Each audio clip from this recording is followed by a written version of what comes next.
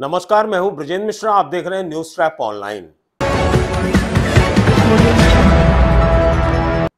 Jabalpur collector Deepak Saxena ने तहसीलदार हरि सिंह धुर्वे के पूरे कार्यकाल में जितने भी आदेश हुए हैं उस सब की जांच कराने का निर्णय लिया है। यह बहुत बड़ा निर्णय है साहब। और जो रेगमा मामले में फरार है पटवारी पीपरे और कंप्यूटर ऑपरेटर दीपा दुबे, उस पर इनाम घोषित किया गया है। यह भी बहुत बड़ी बात है। हम ये पूरी खबर डिटेल में आपको दिखाने वाले हैं। शुरू करते हैं तहसीलदार हरि सिंह धुर्वे के मामले से। तहसीलदार हरि सिंह धुर्वे इस समय जेल में है और 420, 467, 468, 13(1) और 13(2) भ्रष्टाचार अधिनियम की धाराएं उन पर लगी हुई हैं। तहसीलदार धुर्वे के कार्यकाल में जितने भी घपले घोटाले हुए उसने पूरे सरकारी तंत्र को चौंका दिया।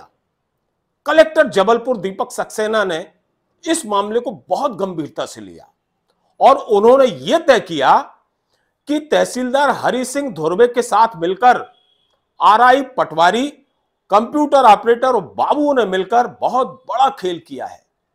फर्जी वसीयत, फर्जी नामांतरण, फर्जी फौती, सारे राजस्व के मामलों में फर्जीवाड़ा कर दिया और एक नया फर्जीवाड़े का रिकॉर्ड बना दिया।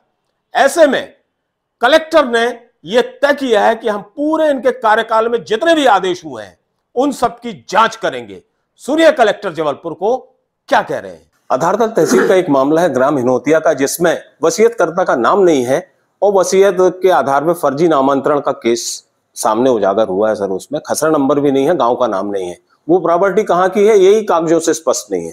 उसके बाद नामांतरण कर दिया गया आधारताल तहसील में। ये देखिए, आधारताल तहसील में हरि सिंह धुर्वे जी जो हमारे तहसीलदार साहब रहे हैं, उनके कार्यकाल में काफ़ी सारे आदेश इस तरह के हुए हैं जो फर्जी रजिस्ट्रियों के आधार पर, फर्जी वसीयत के आधार पर, कुछ बार रजिस्ट्री में ही कुछ हेरफेर करके उस तरीके कर लिए। हम सब इन प्रकरणों की जांच कर रहे हैं। पहले मुझे लगता था कि केवल लिमिटेड टाइम में जब इनका ट्रांसफ़र हुआ था उस समय इन्होंने कुछ गड़बड़ की होगी, तो हमने शुरू में 1 महीने के अंदर जो आदेश हुए थे, वो करीब 27 आदेश हुए थे, उन आदेश को रिव्यू में लिया था। पर बाद में कुछ केस और निकले हैं, तो अब इसको ऐसा लग रहा है कि जितना इनका पूरा कार्यकाल है उस पूरे कार्यकाल की ही जांच करना आवश्यक है। उस पूरे कार्यकाल के आदेशों को डाउनलोड करके उनका परीक्षण करने के लिए एक मैंने समिति गठित की है, जिसके अध्यक्ष मैंने हमारे जो डिप्टी कलेक्टर है अनुराग सिंह जी, जो शिकायत का काम देखते हैं, उनको बनाया है और 15 दिन के अंदर उनको कहा है कि उसको हर आदेश को रिव्यू करें और किस आदेश में किस तरह की अनियमितता हुई है उसको देखें। मुझे लगता है आधारताल तहसील में हरि सिंह धुर्वे जी के द्वारा और जो कुछ पटवारी और कुछ कंप्यूटर ऑपरेटर इसमें इन्वॉल्व रहे हैं, कुछ गड़बड़ियाँ निश्चित तौर से हुई। हम जांच कर रहे हैं, पूरी जांच करके सही मुकाम पर पहुँचे। सबसे ज्यादा घपले घोटाले आधारताल तहसील में हुए हैं और आपको मालूम है कि ग्राम रेगमा में क्या हुआ। जमीन किसी और की थी, मालिक किसी और को बना दिया इस तहसीलदार ने और इसमें पटवारी, कंप्यूटर ऑपरेटर की मिलीभगत थी। खाली पड़े प्लॉट पर एक फर्जी वसीयत तैयार कर दी एक बुजुर्ग व्यक्ति के नाम पर जो मरणासन था। मालूम था कि ये कभी भी चटक जाएगा और जैसे ही वो व्यक्ति खत्म होता है उसकी तत्काल फौती उठ जाती है। अतिरिक्त तहसीलदार राजेश कौशिक भी इसमें बहुत सहयोग करते हैं और वो फौती उठकर नाम दर्ज हो जाता है किसका? आधारताल तहसील की कंप्यूटर ऑपरेटर दीपा दुबे के नाम पर। और जैसे ही दीपा दुबे का नाम चढ़ता है और वो प्रॉपर्टी बेच दी जाती है बिल्डर हर्ष पटेल को। देखिए आप कितने त्वरित तरीके से कार्यवाही होती है। यह मामला न्यूज ट्रैप उठाता है, हम उठाते हैं, कलेक्टर जबलपुर इसको गंभीरता से लेते, संज्ञान में लेते हैं और तत्काल इसमें एफआईआर दर्ज कराते हैं और वो जमीन जहां की थी वही हो जाती है। इसमें तहसीलदार हरि सिंह धुर्वे गिरफ्तार होते हैं धारा 420 में, जबकि पटवारी जो पीपरे हैं और कंप्यूटर ऑपरेटर दीपा दुबे दोनों फरार हैं। अब उनकी गिरफ्तारी के लिए उन पर पुलिस महकमे ने इनाम घोषित कर दिया है। सुनिए कलेक्टर साहब क्या कह रहे हैं। ये आप पुलिस से पूछिए। फरार तो है, पीपरे जी भी अभी तक फरार हैं और दीपा दुबे जी भी अभी तक अरेस्ट नहीं हुई है। ये पुलिस चूंकि इन्वेस्टिगेशन कर रही है क्यों फरार हैं, और हालांकि उन्होंने इनाम घोषित किया है, फरार अपराधी भी उनको घोषित किया है।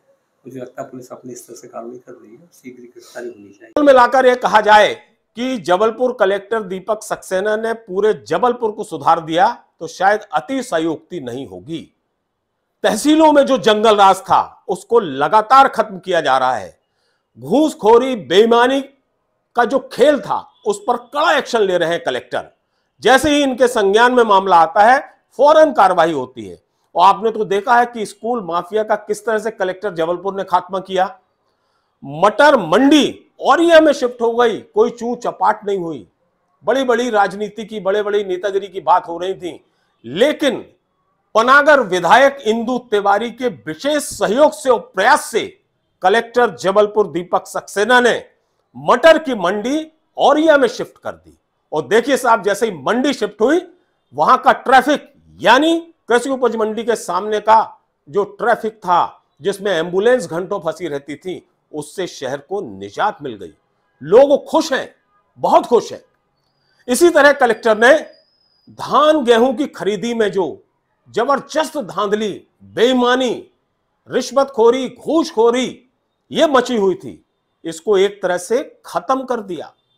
इससे भी लोगों को, किसानों को बहुत राहत मिली है।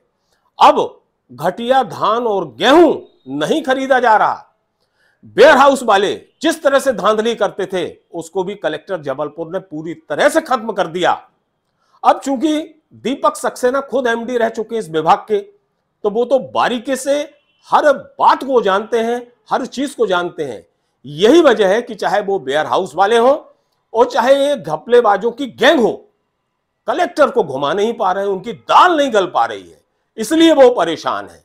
कुल मिलाकर कलेक्टर जबलपुर इस शहर के लिए, इस जिले के लिए जो काम कर रहे हैं उसकी वास्तव में तारीफ की जाना चाहिए। और यह कहना भी अतिशयोक्ति नहीं होगी कि कलेक्टर हो तो जबलपुर कलेक्टर दीपक सक्सेना जैसा।